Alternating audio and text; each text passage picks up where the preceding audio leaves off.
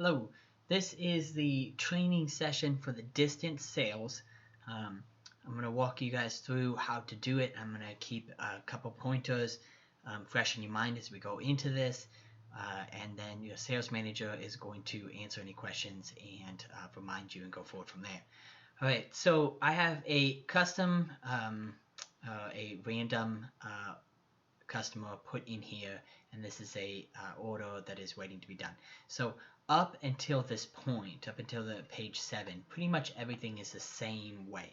But ideally, how this works is you're going to be in contact with your customer over the phone or over Facebook Messenger or however, and you're going to get them to the point to where they are interested in buying the building, however that process goes. From there, over the phone, you're going to receive the information you need to fill out the customer information, what building style they want, the required options, the additional options, diagram, up to the payment point as well. So ideally, this is going to be the exact same way as you do a typical order. The only difference is you're getting the information from the customer over the phone and not directly face-to-face with you. So you'll need to be pretty thorough in how to explain it, what you're asking for, and everything else when it comes to that. So once you get here, though, here's where things start to change just a little bit, and then the next page is where they really start to change. So the first point is that every distance sale requires a driver's license.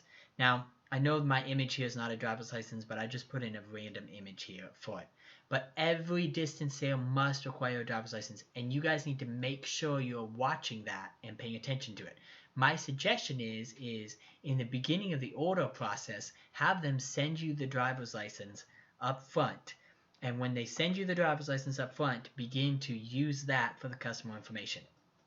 The easiest way for a customer to send you driver's license information is going to be for them to take a picture of it on their phone and then text you that image or that picture. So they can text it to your email directly by simply putting your email address in the text instead of putting your phone number in. Or if they text it to your phone, you can text it to your own email address directly, again, by simply starting a new text message or forwarding your text message and sending it to your email address, putting an email address in the where it needs to go. And it will send it and it will work on that. But you need to get that driver's license. You also want to make sure that driver's license is visible. Driver's license have always been significantly important, but now at this point in time with the distance sales, that driver's license is crucial, and orders will be put on hold if they're not able to see the driver's license clearly. So please pay attention to that up front. Now, after that, you're going to finish putting in all the rest of this information, and I did an ACH so you could see some of the different things with this, but you're going to put in all the information, go on here. Now, specifically, this distance sales is designed around credit cards, debit cards, or ACH transactions. That is what this is designed around. Simply because there's no way that a distance sale can attain a check or cash. Now, that doesn't mean that you can't do a check or cash. You're just going to be responsible for getting that funds up front or whatever the sales manager wants you to be able to do or resolve in that situation. But the distance sale, as of now, is designed for credit cards, debit cards, and ACH transactions. Okay? Going on, you're just going to hit next, go through the same process, and on the next page, once it's generated, we're going to have a different area to send it in the meantime, what I want to say is I want to say the other thing that this is going to require is an email address. I don't remember if my customer that I put in here had an email address or not, and we'll find out in just a minute.